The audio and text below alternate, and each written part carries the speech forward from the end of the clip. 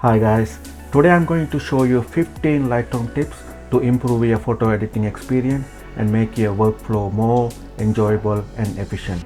My name is Nimal Tas and let's go to the video.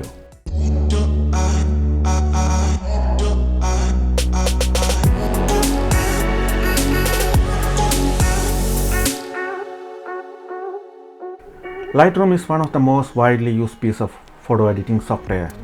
There are several alternative softwares for photo editing. Adobe keeps it as an industrial standard for everyone. From beginner to pro users, the Lightroom you can transform from dull raw photos into a shareable JPEG as quickly as possible. Lightroom has a lot of powerful tools in it.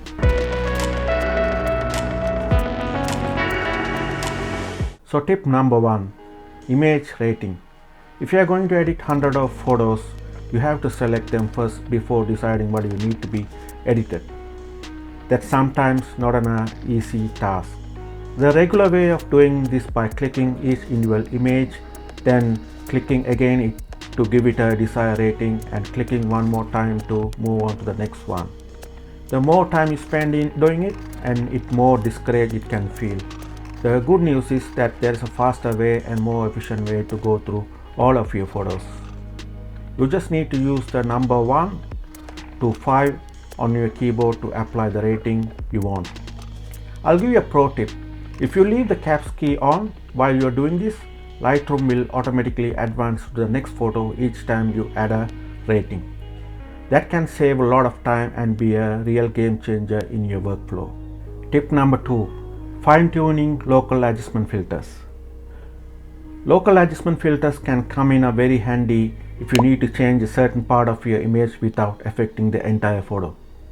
For an example, you may want to emphasize your subject and make it stand out by brightening a little bit up.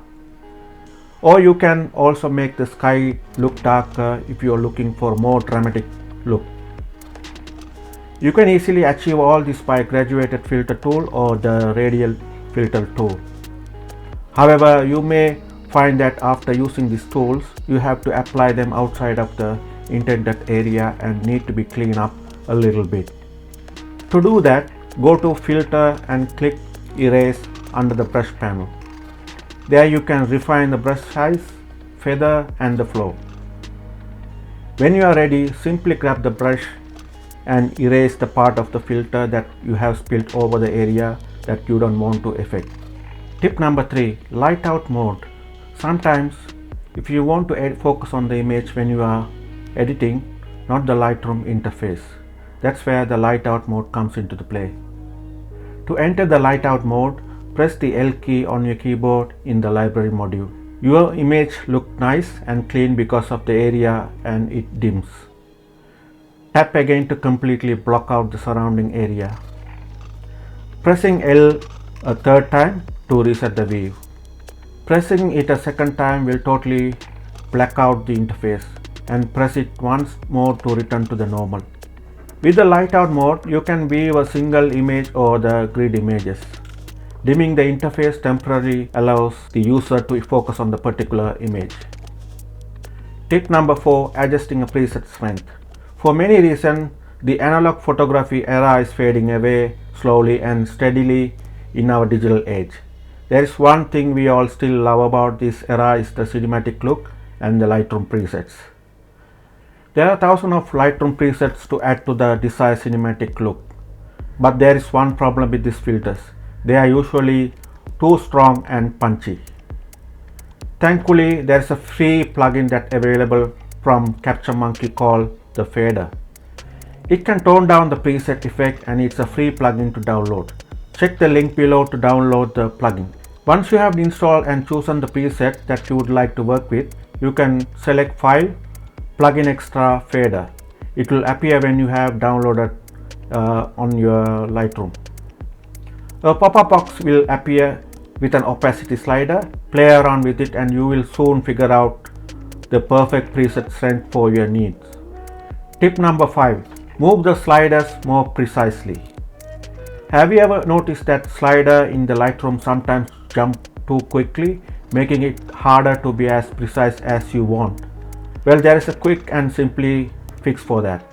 You can expand the develop module, making all the slider longer and less sensitive. To do that, just click on the edge of the develop module and drag until it's big enough to see what you are doing. You can also hover your cursor over any of the slider and press up and down arrow on your keyboard for some fine tuning. If you hold the shift while pressing up and down arrows, it will adjust the slider in a large increment. Tip number 6. Enabling solo mode. You can take advantage of solo mode if you like to keep your workspace tidy. If you enable it, you will only see one window at a time in the develop module. For example, when you are working on the tone curve, all the other panels will automatically be hidden, as you see in the video. What you need to do in the order to turn on the feature is to right click on the header of any of the editing panel, then select solo mode. Do the same to turn off the feature again. This tip is particularly useful when you are working on a laptop or any small monitor space. Tip number 7. Using mask when sharpening. This next hidden Lightroom tip is connected to Alt Option key, which is quite rightful called the secret weapon of the Lightroom. When it's come to sharpening, it has the benefit of letting you see the effect very clearly. Just hold down to Alt Option key and start moving the sharpening slider.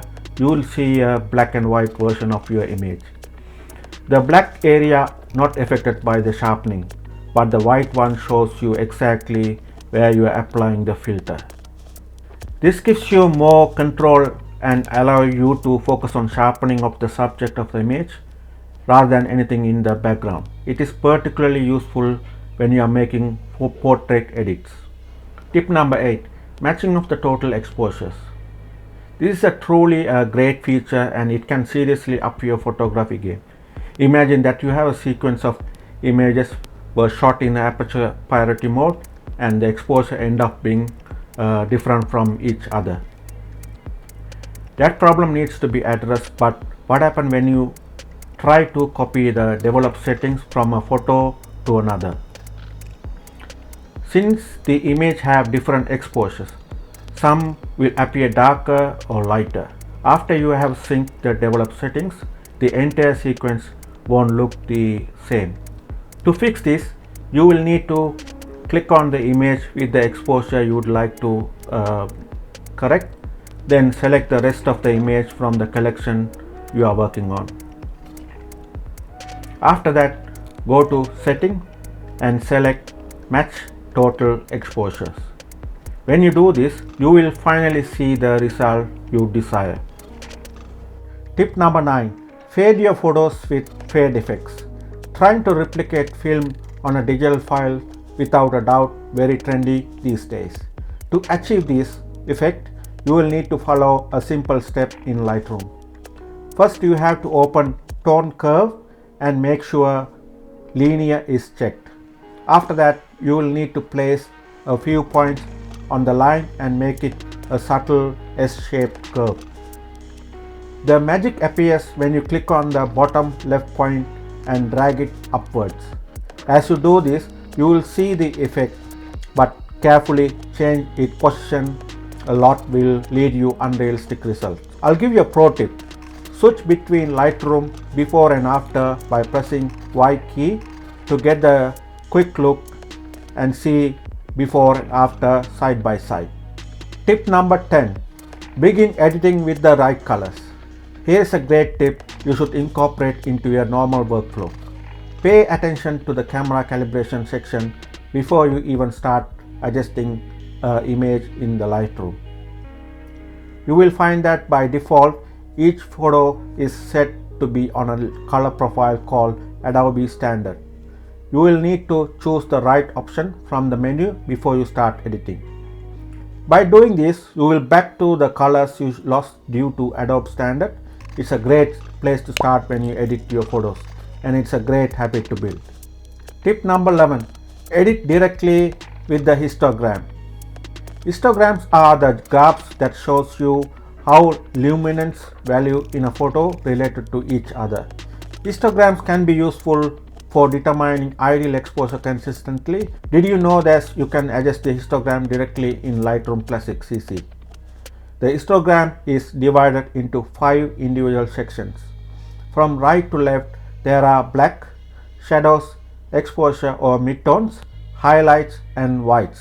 Each one of them represents a different area of luminance in your photo. You can scroll over the histogram to see each section highlights and see the adjustment slider in the basic development panel. Hover over the section you want to adjust and click drag left or right or top or bottom. It's easy to do with the luminance section in the histogram. Tip number 12. Adjustment mask color options. When using local adjustment tool in Lightroom such as radial or graduated filter, you can choose to show a selected mask overlay. This is a colorized mask that helps you visually see where your local adjustments are being applied. Did you know you can change the color of your local adjustment mask overlay to suit your taste? To cycle through the adjustment mask overlay colors, first make sure Show Selected Mask Overlay at the bottom of the window is ticked. Then simply use the keyboard shortcut Shift letter O to change the mask color. You can choose from red, green, white, black or no color at all. Tip number 13. Visualize spots to make sure your edits better. Check Visualize Spots feature does exactly what it sounds like it should. It let us see the dust, dirt in your photos. You will find out the bottom of the view window when you're using the spot removal tool. As soon as you check the Visualize Spot checkbox, Lightroom will instantly make your photo look like an impressionist charcoal drawing. Lightroom will choose areas that have a higher contrast and paint them in a white color. Because of that, we can see unwanted artifact much better. Adjust the sensitivity with the slider, then untick the box once you are done the return to normal. Tip number 14. Customize your identity plate. The identity plate is the image written on top of the left corner of your Lightroom window. By default, it should say Adobe Photoshop Lightroom Classic or your Adobe ID name. What if you could use the custom logo and graphic instead of plain text on your ID card? Here's how you can do. Go to Edit, then go to Identity Plate Setup. You will see the Identity Plate Editor here where you make all the changes. Choose Personalize from the drop-down list, and on the next screen you can add custom graphic or just stylize the text. In the same way you made your nameplate, you can also customize the module menus. Tip number 15. Duplicate your local adjustments. I'll give a little tip for Lightroom Classic CC that few people may know. Rather than starting from the scratch every time you need to add a graduated or radial filter, just duplicate the one you already have it and tweak it. To duplicate a local adjustment, just right click on the locator pin and select duplicate. You can save a lot of time when editing by duplicating your local adjustment filters in your upcoming edits. That's all the 15 Lightroom CC tips for today. Hope you guys learned something in the video. If you know more Lightroom tips, please share it in the comment box below. If you like the video, please click the like button and don't forget to click the subscribe button. My name is Nimal Tas and I'll see you in the next video.